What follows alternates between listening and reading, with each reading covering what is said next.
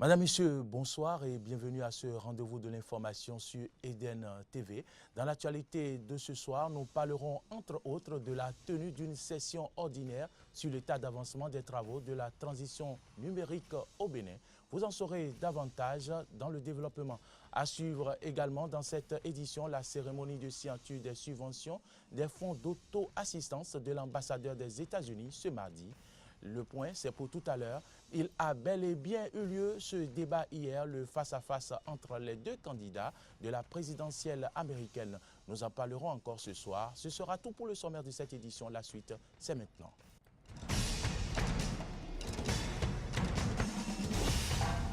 Bienvenue à toutes et à tous.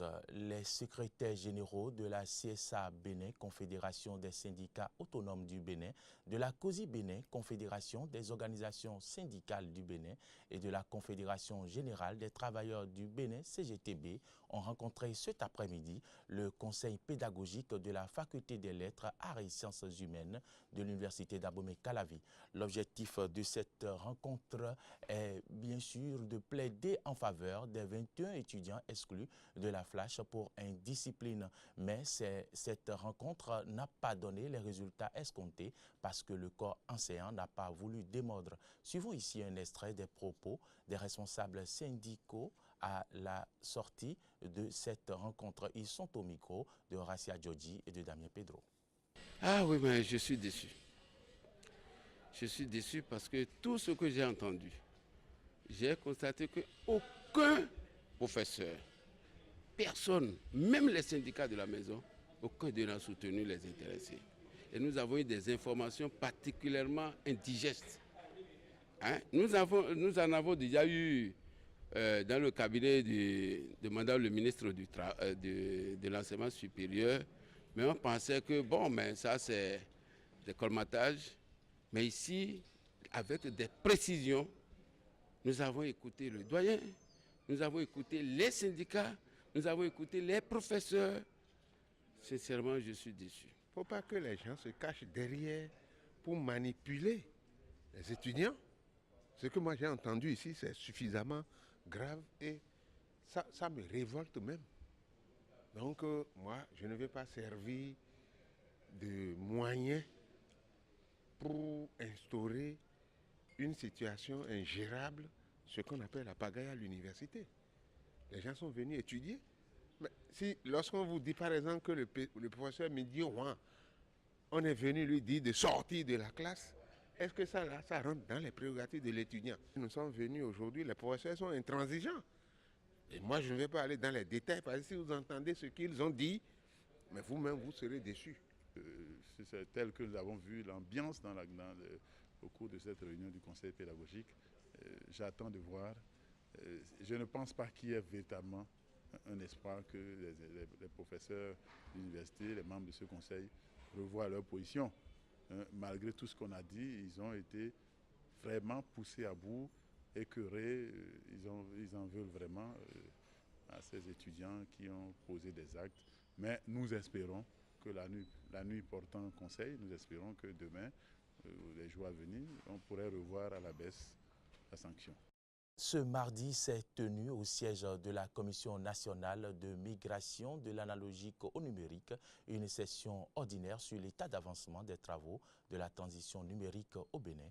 On prépare à cette séance de travail les représentants du patronat, de la société civile et des médias. C'était en présence du ministre de la Communication. Le point avec Antoinette Sagbo. S'achemine-t-on vers l'étape décisive de la migration de l'analogique au numérique au Bénin? Pour Rafiatou Moro, ministre de l'économie numérique et de la communication et les acteurs de cette migration, la réponse est certainement oui. C'est du moins l'impression qu'ils ont donnée au terme de la réunion qu'ils ont tenue au cours de la session ordinaire de la Commission nationale chargée de la migration de l'analogique au numérique ce 27 septembre 2016. Une occasion idoine pour la ministre de la Communication de demander aux acteurs du passage de l'analogique au numérique les raisons du piétinement de cette migration. Mais c'est un retard qui est partagé parce que, passer numérique au niveau des médias, c'est un processus complexe. Et l'UEMOA, où nous étions la semaine dernière avec les ministres en charge du processus, dans cet espace, l'ont réaffirmé. Il s'agit d'une révolution civilisationnelle. Il ne faut pas l'oublier. Même notre métier a été complètement impacté. Troisième chose qu'il ne faut pas occulter, le financement a été un grand problème pour tous les Africains. Des informations qui, ajoutées aux propositions de relance des travaux inhérents au changement technologique que vont subir les médias, ont rassuré Rafiatou Moro de la réussite de la migration de l'analogique au numérique. L'étape à laquelle nous arrivons aujourd'hui, nous pouvons l'appeler l'étape active du processus qui va nous permettre véritablement d'aboutir à une télévision numérique au Bénin. Donc tous les acteurs étaient là ce matin pour faire un point et pour reprendre de manière active les travaux. Et le gouvernement du président Patrice Talon a manifesté la forte volonté d'accompagner ce processus et surtout a insisté pour ne pas rater ce grand rendez-vous. Et je peux vous assurer que, à l'heure actuelle, nous sommes en train de négocier avec le fournisseur qui doit nous mettre en place le réseau de collecte et de diffusion au Bénin. Donc nous sommes sur la bonne voie. L'année 2017 étant celle du passage obligatoire de l'analogique au numérique, le Bénin a tout intérêt à ne pas briller par son absence à ce rendez-vous technologique. Parlons à présent de la cérémonie de signature des subventions. Je vous l'annonçais en titre du fonds d'auto-assistance Self-Help de l'ambassadeur des États-Unis ce mardi 27 septembre 2016. Elle s'est déroulée à la salle polyvalente de l'ambassade des États-Unis d'Amérique à Cotonou en présence de l'ambassadeur et des récipiendaires Frégis Serroulan et Frégis Fiorsi.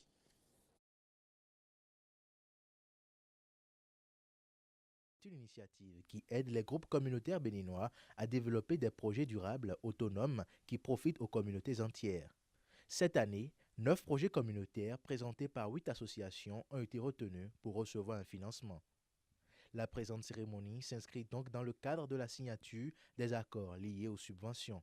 Les subventions de cette année couvrent 9 projets comprenant des campagnes de sensibilisation contre les mariages précoces, la violence basée sur le genre et l'extrémisme violent, l'achat d'accessoires de panneaux solaires, d'équipements pour le traitement de farines enrichies et la transformation de l'huile de palme en vue d'augmenter la productivité et réduire les difficultés des groupements de femmes. À cela, il faut ajouter la collecte de déchets, la construction de latrines écologiques et la création d'un atelier de transformation du bois et du métal pour l'école des sourds, l'amélioration des conditions d'apprentissage pour les élèves albinos. Madame l'ambassadeur, après avoir rappelé le coût des subventions de cette année, a lancé un message à l'endroit des bénéficiaires. Cette année, le département d'État des États-Unis d'Amérique a alloué près de 36 millions de francs CFA au fonds Self-Help de l'ambassadeur au Bénin. Je voudrais féliciter chacun des récipiendaires car de nombreuses demandes ont été déposées et vos propositions ont été les meilleures. Nous célébrons aujourd'hui avec vous la sélection de votre projet. Mais sachez tous que c'est maintenant que le vrai travail commence. Les fonds qui seront mis à votre disposition devraient être utilisés avec prudence et conformément aux exigences du gouvernement américain. Un message bien reçu par ses bénéficiaires. Excellence, Madame l'ambassadeur, je voudrais vous rassurer que ces subventions que les associations ADMAB, APEF, Voix islamique de la Donga, GEDA, Association du développement de Série, PEFIS, SOS Village d'enfants et Connexion Worldwide viennent de recevoir de votre institution répondent ainsi à nos demandes respectives et seront utilisées à bon escient pour transformer durablement le quotidien des communautés bénéficiaires. Après ces différentes allocutions, les lauréats ont chacun avec l'ambassadeur des États-Unis signé les accords de subvention du programme d'auto-assistance de l'ambassadeur. Au Bénin, ces subventions ont déjà contribué à la modernisation agricole, au développement économique, à l'amélioration de l'assainissement et à un meilleur accès à l'éducation. Vous le savez, nous en parlons encore. La pré-rentrée a démarré depuis hier sur toute l'étendue du territoire national. Mais aura-t-on droit à une année apaisée au cours de cette année scolaire 2016-2017? Les réponses dans ce reportage de Horacia Djodji. La rentrée scolaire 2016-2017 au Bénin sera-t-elle apaisée? Cette interrogation taraude déjà plusieurs parents et élèves à quelques jours du démarrage de l'année scolaire. Une question qui se justifie par les menaces répétées des centrales syndicales auxquelles sont affiliés les divers ordres de l'enseignement à la veille de chaque rentrée scolaire. Pour la COSI Bénin, la rentrée aura lieu, mais elle souhaite que l'année soit apaisée. Que l'année soit effectivement une année apaisée. Or, pour qu'elle soit apaisée, il faut que le gouvernement respecte les engagements qu'il a pris vis-à-vis des confédérations centrales syndicales au cours de la réunion de la semaine dernière. Ça fait au cours de la session de septembre, au sujet de la commission permanente des négociations au gouvernement central. Il faut respecter les engagements pris si on veut que l'année soit apaisée. Si c'est la rentrée, elle aura lieu. Mais c'est pas, ça ne garantit pas, ce n'est pas un gage d'une année scolaire apaisée. Il y a des engagements qui ont été pris. Nous attendons de les voir être traduits dans la réalité de façon concrète. Il en est de même pour le Front d'Action des syndicats de l'éducation qui estime que toutes les conditions sont réunies pour une rentrée effective et apaisée, une année scolaire que le Front place d'ailleurs sous le signe de la lutte contre l'échec, ce qui suppose deux conditions. Régler les problèmes de motivation des enseignants, les formations et surtout renforcer le corps d'encadrement, les conseillers pédagogiques et les inspecteurs. Au niveau des conseillers pédagogiques, il faut installer le corps des conseillers pédagogiques, faire la formation pour ceux qui sont nommés actuellement, pour les relever dans le corps, et prendre les dispositions maintenant pour que nous puissions prendre les arrêts d'application pour préparer les futurs concours des CP et ensuite des inspecteurs. Cependant, la Confédération syndicale des travailleurs du Bénin, CSTB, nourrit des inquiétudes quant à l'effectivité de cette rentrée 2016-2017. Sans régler le problème des vacataires, qui constituent plus de 80% de l'effectif des enseignants du secondaire, quelle qualité et quelle quantité d'enseignants offre-t-on à l'enseignement secondaire? Une rentrée scolaire effectuée dans ces conditions ne sera rien d'autre qu'un gâchis orchestré par le gouvernement, ce qui est dommageable pour le pays. La rentrée scolaire ne peut être apaisée avec les conditions décrites plus haut, encore qu'une rentrée apaisée n'est pas synonyme d'une année scolaire réussie. Ces différentes positions des centrales syndicales ne sauraient définir la nature de cette année scolaire, mais au regard des résultats catastrophiques enregistrés l'année dernière, gouvernement et enseignants gagneraient à s'engager pour une rentrée effective et année académique 2016-2017 apaisée. La 3e édition de la quinzaine de la photographie au Bénin se tient du 22 septembre au 8 octobre de cette année et c'est dans ce cadre que la place du souvenir a accueilli ce lundi des photographes professionnels et amateurs et autres acteurs culturels pour un vernissage portant sur le thème « L'esclavage moderne ». Les précisions avec Ahmed Arekpa et Denis Maroya. La grande innovation de cette 3e édition de la quinzaine de la photographie au Bénin est incontestablement son ouverture sur d'autres pays du continent. Ainsi sont-ils venus du Mali, du Congo-Brazzaville, du Togo, de la République centrafricaine ou encore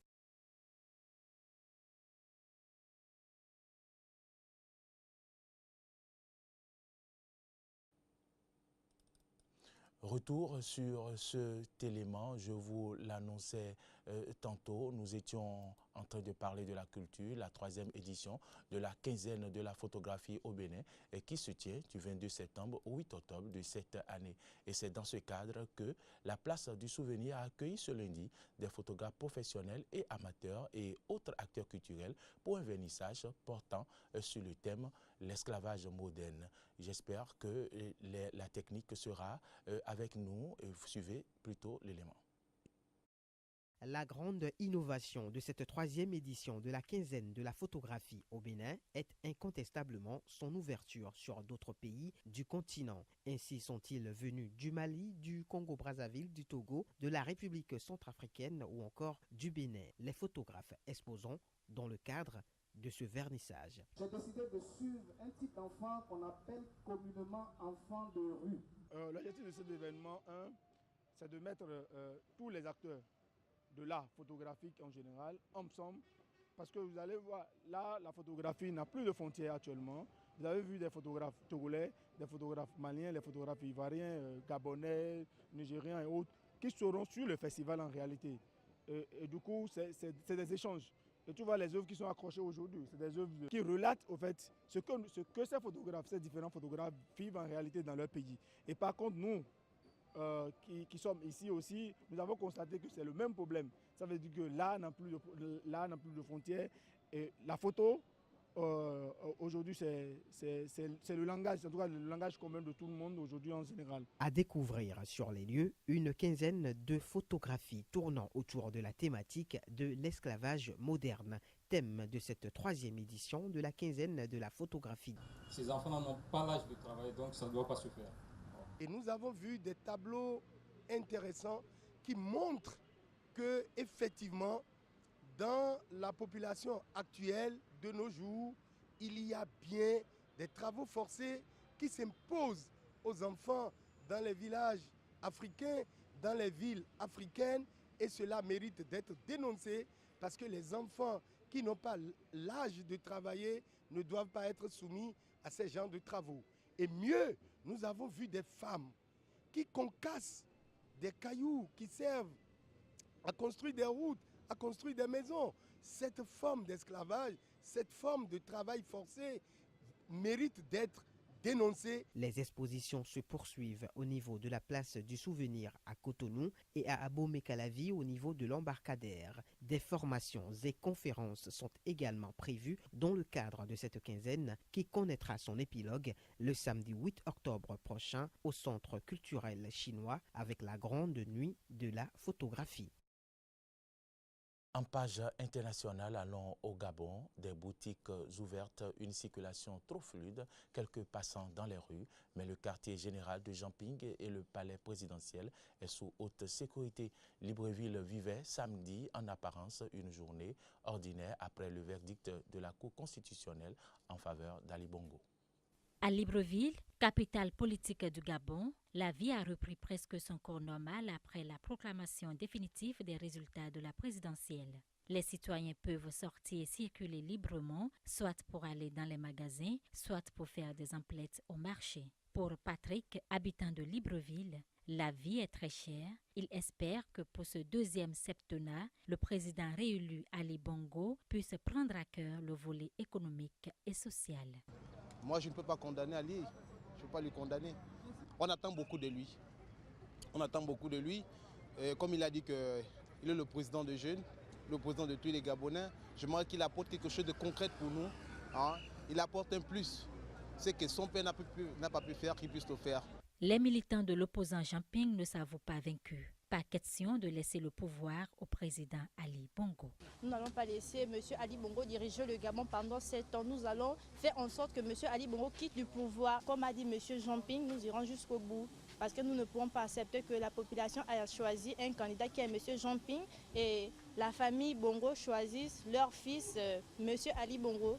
Au quartier général de Jamping, la porte d'entrée a été fracassée, ont déclaré ses partisans. Même si la capitale Libreville est calme pour le moment, la population reste tout de même divisée après la réélection de Ali Bongo.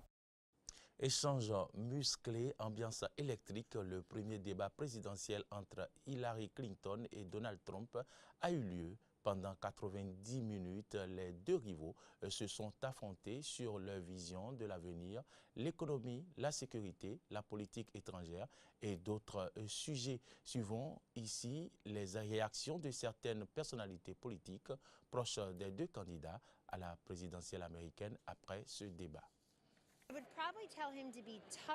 Il a fait preuve de beaucoup de retenue. La retenue est une vertu et c'est une vertu présidentielle. Il aurait pu aller sur ce terrain où tout le monde l'attendait parce qu'elle l'attaquait sur la question des femmes, alors que c'est un argument évident. Tout le pays connaît le passé de son mari avec les femmes. Je pense que l'échange sur la politique étrangère a été très fort pour elle. Les gens s'imaginent la personne et se disent « Est-ce que je peux l'imaginer à un moment de crise ?» Et je pense qu'elle a rassuré les gens là-dessus. Je pense qu'il y a eu de moments forts pour Trump. Je trouve qu'il a commencé en essayant d'être plus posé. Je pense que c'était clairement leur plan, mais au fur et à mesure du débat, il a eu du mal à se restreindre. Il n'y a rien de bien parmi la communauté afro-américaine, comme il l'a déjà dit, comme si nous vivions le pire moment de l'histoire des États-Unis. I don't know if he can recall Jim Crow or slavery or any of those issues. Changeons de registre à présent pour parler de la population des éléphants d'Afrique qui est au plus bas depuis 25 ans, principalement en raison du braconnage, selon un rapport de l'Union internationale pour la conservation de la nature publié dimanche. Suivez ce reportage. L'Afrique compte environ 415 000 éléphants, soit 111 000 de moins que lors de la dernière décennie, selon le rapport de l'Union internationale pour la conservation de la nature publié dimanche. Rapport basé sur 275 mesures à travers le continent. Ce rapport alarmant a été divulgué devant les délégués de la CITES, la Convention internationale sur le commerce d'espèces sauvages menacées d'extinction, qui s'est ouverte samedi à Johannesburg. La forte hausse du braconnage qui a débuté il y a une dizaine d'années est la principale cause du déclin de la population d'éléphants, explique le rapport. Les bandes de criminels organisés agissent à grande échelle en Afrique, faisant passer de l'ivoire illégalement vers l'Asie. L'ivoire est vu comme un produit luxueux et les gens l'utilisent de diverses façons. Il y a des types d'ivoire qui servent à faire des produits de la vie courante, comme des baguettes pour manger, des bracelets. Mais il y a aussi des défenses énormes sculptées en objets d'art qui peuvent atteindre des prix très élevés. L'autre cause identifiée par le rapport de l'Union internationale pour la conservation de la nature est la disparition croissante des zones d'habitat naturel des pachydèmes.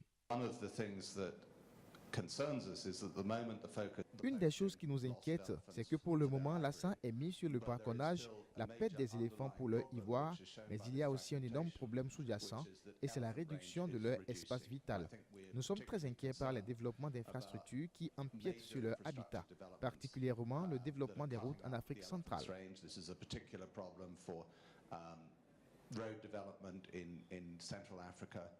La protection des éléphants, espèces en disparition sur le continent, devient donc une priorité. Clôturons cette édition par la Syrie. Un convoi des Nations Unies a pu délivrer de l'aide alimentaire dimanche aux villes syriennes assiégées de Kefraya, Foua, Zabadani et Madaya, qui étaient coupées de tout accès humanitaire depuis fin avril. En tout, le plan alimentaire mondial a distribué assez de nourriture et de farine pour 60 000 personnes pendant un an. À Madaya, la quantité est suffisante pour nourrir 39 000 personnes pendant un an. Voici les réactions du directeur du Programme alimentaire mondial en Syrie, PAM. Aujourd'hui marque un jour très important car depuis 5 mois, nous ne pouvions pas nous rendre dans ces 4 villes. Nous sommes en ce moment à Madaya et nous avons pu enfin amener ce convoi dans Madaya et nous déchargeons comme vous pouvez le voir. Les gens ici se plaignent que l'hiver arrive. Ils n'ont pas de vêtements, ils n'ont pas de bois pour faire du feu, ils n'ont pas de bois pour cuisiner. C'est ici que prend fin cette édition réalisée par Moïse Pativo à la prise de son, Chimène Claudia Dossou au plateau, Fréjus Fiossi. Merci de nous avoir suivis. Ne ratez surtout pas votre rendez-vous, le rendez-vous de votre émission Matin d'Éden. C'est demain, 7h. Bonne suite de nos programmes. Bonsoir.